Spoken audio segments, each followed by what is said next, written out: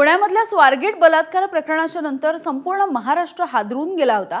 ST डेपोमधल्या सुरक्षेचं पितळ उघडं पडलं आणि त्यानंतर परिवहन मंत्र्यांनी 15 एप्रिल पर्यंत डेपोमधील भंगार गाड्या हटवण्याची घोषणा सुद्धा केली। मात्र या सगळ्या घोषणा हवेतच विरल्याचं दिसतंय।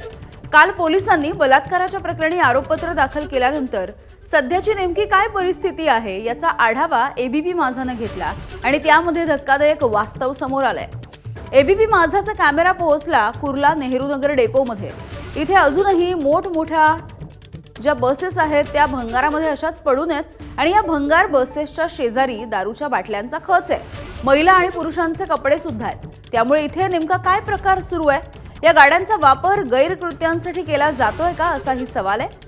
भंगार बसेसचं दार कायमस्वरूपी बंद करण्याची जबाबदारी आगार अधिकाऱ्यांची आहे, मात्र तिथे दुर्लक्ष होत आहे।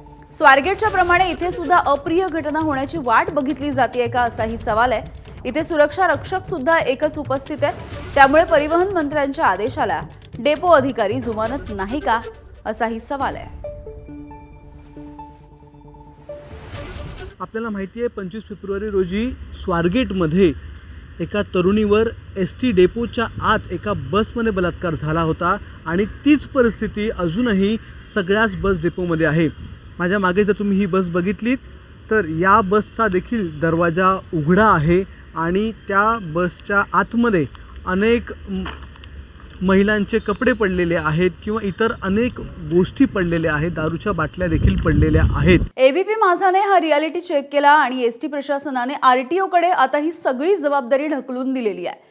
निष्कासित गाड्या बसेस आरटीओने दुसरीकडे हलवणं गरजेचं आहे असं एसटी प्रशासन म्हणतंय। भंगारातल्या गाड्यांच्या बाबत वारंवार आरटीओला माहिती दिल्याचं सुद्धा एसटी प्रशासनाचं म्हणणं आहे।